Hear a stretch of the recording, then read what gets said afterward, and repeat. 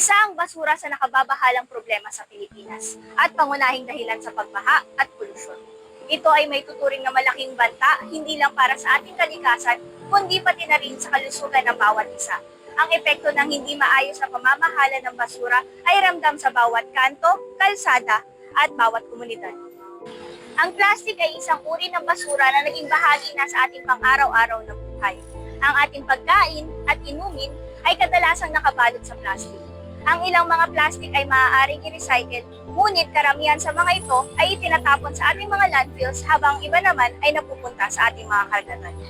Ang Pilipinas ay kabilang sa nangungunang nag-generate ng basura sa Southeast Asia. Ayon sa report ng World Bank nitong 2021, nasa 2.7 milyong tonelada ng plastic waste ang nalilikha sa Pilipinas kada taon. At tinatayang 20% nito ay napupunta sa karagatan at namiminsala sa ating marine biodiversity. Ang bansa ay pangatlo sa pinakamalaking nag-aambag ng mga basurang plastic sa karagatan. Taon-taon, tinatayang 60 bilyong sachet ang nagagamit sa Pilipinas. Isa sa mga pangunahing dahilan nito ay ang kagustuhan na bumili ng mga produktong nakasachet sapagkat ito ay mas mura at mas makatitipid pa. Malaki ang epekto ng pagtatapon ng plastic sa climate change dahil malaki ang ambag nito sa pagtaas ng greenhouse gas emissions. Higit na nakararanas ng epekto nito ay ang mga simpleng mamamayan na sa kabila ng maliit na carbon footprint na pinuproduce ay nabibiktima ng mga kalamidad na dulot ng krisis sa klima. Sa Metro Manila, ang mga gawain ng tao sa mga residential at commercial na lugar ay nagre-resulta sa pagdami ng mga basurang plastic na napupunta sa mga daluyan ng tubig na kalaunan ay dumadaloy sa Ilog Pasig at bumabagsak patungong Manila Bay. Binibigyang diin ng sitwasyong ito ang agarang pangangailangan para sa mas epektibo na pamamaraan sa pamamahala ng basura. Kasabay ng problema sa plastic, nagsisilbing hanap buhay naman ito ng mga taong patuloy na nagtataguyod ng pangongolekta at pamamahala ng basura na hindi natin madalas na nabibigyan ng pansin, ngunit may malaking papel sa ating komunidad. Sila ang mga lakal na inilarawan bilang bahagi ng informal waste sector ng Pilipinas na araw-araw na nagtsatsaga sa pamumuhay, nagsusustento sa kanilang mga pamilya habang nagsisilbing frontliner sa problema ng basura. Sila rin ang mga hindi napapansin, ngunit patuloy na gumagalaw para maging malinis ang ating kapaligiran. Ngayon, tunghayan natin ang buhay ni Nanay Teresita, isang mangangalakal mula sa Barangay Payatas, Quezon City. Ako po si Mrs. Teresita Ukemia Basarte, taga Katarman, Samar. Nakatira sa Payatas 2 sa Block 15. Dumating ako dito 1970. Ako po, nangangalakal ako 30 years na dito sa Payatas 2. Nararating ko po ang lahat sa Mulabi, sa Nara, sa farmer, sa Courtyard na bago. Kaya po ako nangangalakal para may pastusto sa pagkain ko, mga sabon, mga tubig, gano'n. Ang kailangan ko pang araw-araw po. Bali na ito yung napangalakal mo ng ilang linggo na eh. Isang araw? Ano to? Isang linggo na to. Ay, isang linggo to. Saan to galing? Sa pinamumulot ko sa kalsada. Ah, pinamulot mo to sa kalsada. Tapos magkano to na eh? Mga ganito. Pinamumulot dito sa kalsada. Magkano to, nanay? Magkano mabibenta mo nito? Minsan nakakapagbenta ko 20, 50, 40. Ito, ganito. Magkano yung Hindi ganito? ko alam kung Estimate. magkano yan. Tama ka. Ah? Samahan mo ko. Oo, sige. Okay. Okay, may dagdag tayo ah.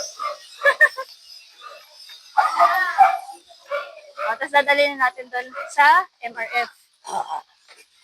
Saan ka nanay madalas nagpupulot? Sa kalsada? Sa kalsada, sa Fairview. Alam mo Fairview? Umabot ka ng Fairview? Sa Maylitix? Opo, umabot ka doon? Oo, namumulot. Dati nanay, dito mo na ito dinadala. Oo, dati muna. Siguro mga bago lang ako dyan. Dito? Oo, doon ako nagdadala sa farmers nga. Ah, sa farmers. Okay. Saan to? Mga kontak. Anong contact? Saan po ito? Okay. Bento ko ni nanay. Halo-halo. Ah, 34 pesos yung ibibigay sa'yo. 34 pesos. 23. 34. Opo. Kasi Oo. dapat hindi ka. Nandito. Dapat mga ganito Makakabili yung... na ng sabon. Oo. Sa kakanin, di ba?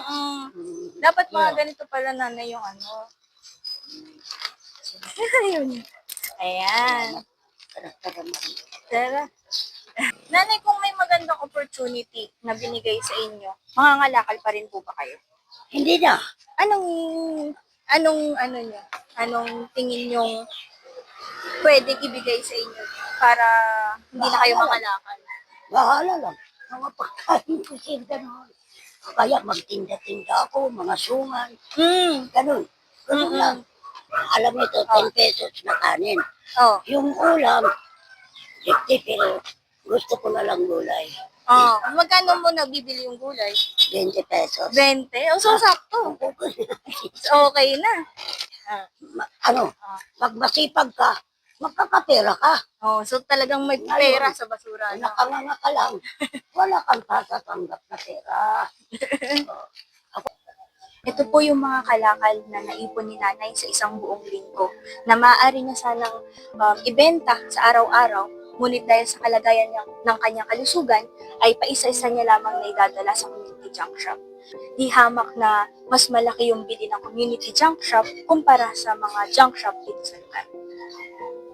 200 meters ang nilalakad ni nanay mula sa kanyang tahanan hanggang sa community junk shop. At dito, sa street na to, ay dito siya nangongolekta ng kanyang kalakal. At minsan, ay binibigay na lamang sa kanya bilang tulong.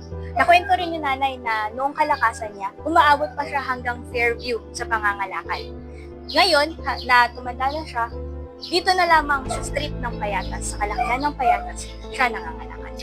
I'm Robbie Ingat, Community Development Assistant Officer from Quezon City Public Employment Service Office.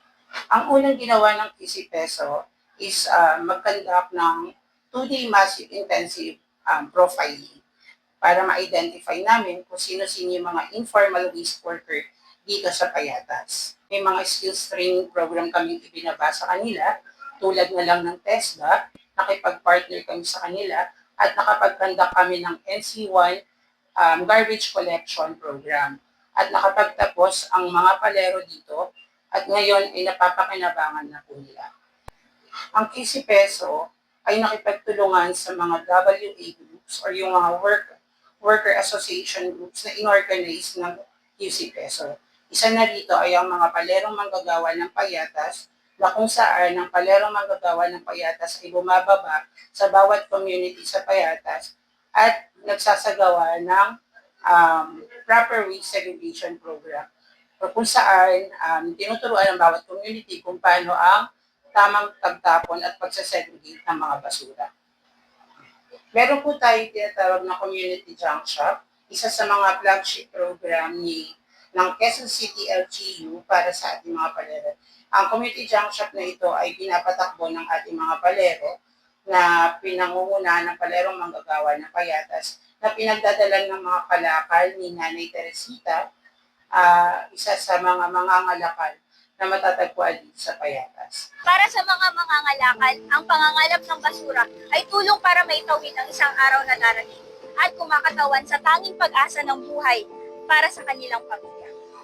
Sa kabila nito, walang tigil ang mga isinasagawang programa ng iba't ibang ahensya ng pamahalaan at pribadong sektor upang bigyang solusyon at makatulong sa mga problemang kinakaharap ng ating bansa. Ang RA 9003 o kilala rin bilang Ecological Solid Waste Management Act of 2000 ay naglalayong magbigay ng mas mahusay na pamamahala ng basura sa ating bansa. Isinasagawa nito ang mga hakbang tulad ng segregation, collection, at disposal ng basura, pati na rin ang pagbuo ng mga waste diversion program sa bawat komunidad. Ito rin ay isang hakbang patungo sa isang sistematikong solusyon sa problema ng basura sa ating bansa. Ngunit, ang mga informal waste workers ay hindi nakikinabang ng buo sa mga benepisyong dulot ng batas. Ang Extended Producer Responsibility or EPR Law or Republic Act No. 11898 na ipinasa noong taong 2022 ay naglalayong mabawasan ang plastic pollution sa ating bansa. Ang batas na ito ay nagbibigay ng mandato sa mga kumpanya upang akuin ang responsibilidad sa kanilang mga plastic packaging products mula sa design hanggang sa post-consumer waste management. Layunin nitong gawing bahagi ng solusyon ang mga kumpanya ng plastic packaging products sa pamamagitan ng pagpapatupad ng kanilang mga EPR programs. Dagdag pa rito, ang EPR law rin ay may layuning matulungan ang ating informal waste sector na magkaroon ng mas maayos na sistema ng koleksyon at pagre-resiklo. Sa ngayon, ang ating informal waste workers ay walang legal na proteksyon, stable income at benepisyo tulad ng healthcare at social benefits. Kaya naman, sila ay kumakaharap ng problemang pisikal at pinansyal. At dito papasok ang potensyal ng EPR law na magbibigay ng mga oportunidad para sa ating informal waste workers na maging bahagi sa pag-recover at pag-recycle ng mga produkto ng mga kumpanya at pabrika na gumagamit ng plastic packaging. Sa tulong ng batas na ito, maaaring mas madagdagan pa ang kanilang kita mula sa kanilang serbisyo. Ang mga mangangalakal ay may mahalagang papel sa ating ekonomiya. Ang kanilang trabaho sa pagkolekta ng mga recyclable mula sa mga lansangan, pagpapanatiling malinis ng mga pampublikong lugar, at pagpigil sa mga basurang plastik na mapunta sa mga landfill at karagatan. Ngunit sa kanilang hirap, kailangan nating kilalanin ang kanilang kontribusyon at gawing propesyonal ang kanilang hanay dahil mayroon silang kapasidad, tibay at tiyaga na isulong at palawakin ang ating sistema ng pamamahala ng basura. Bilang paghahanda ngayong tag-ulan, ang EMB-NCR patuloy na nagko-conduct ng mga clean-up drives upang mabawasan ang mga basura na pangunahing sanhi ng pagbaha sa National Capital Region. Patuloy ang koordinasyon sa bawat local government units at iba pang mga ahensya ng gobyerno na layuning mapabuti ang pamamahala ng basura. Dagdag pa rito, ang Environmental Education and Information Unit ay nagsasagawa ng mga environmental learning caravan at pamamahagi na IEC materials upang mas mapalawak ang kaalaman ng publiko patungkol sa mga mandato na pinapatupad ng EMB-NCR, kasama na rito ang RA 9003. Taon-taon ay nagsasagawa ng Solid Waste Summit kung saan maipapakita ang iba't ibang teknolohiya at mga paraan upang matugunan ang problema sa basura, kasama rin ang pagbibigay halaga sa mga informal waste sector na naaayon sa Extended Producer Responsibility Act of 2022 or RA 11898. Mahalaga sa mga hakbang na ito para mapalawak ang kamalayan at maprotektahan ang kalikasan at kalusugan ng publiko. Sa kabila ng mga hamon sa buhay, may mga taong patuloy na nagsusumikap upang magbigay solusyon sa problema ng basura. Ang ating mga informal waste workers ay may mahalagang papel sa ating komunidad. At sa tulong ng RA 9003 at EPR Law, ang kanilang buhay at trabaho ay maaaring mapaunlad. There is value in retrieving waste. Ang bawat hakbang tungo sa mas maayos na pamamahala ng basura ay may layuning magbigay ng pag-asa. Sa bawat piraso ng basura, may pag-asa para sa mas malinis at ligtas na kapaligiran. Sa pagkilos ng bawat isa, mas mapapabuti ang ating kalikasan. Tandaan natin, sa bawat pagtatapos ng araw, babalik din sa atin ang mga tinatapon natin. Kaya naman, bigyan natin ng halaga at importansya ang mga bayani sa pamamahala ng basura. At ito, ang Tinig ng Kalikasan Documentary Vlogs.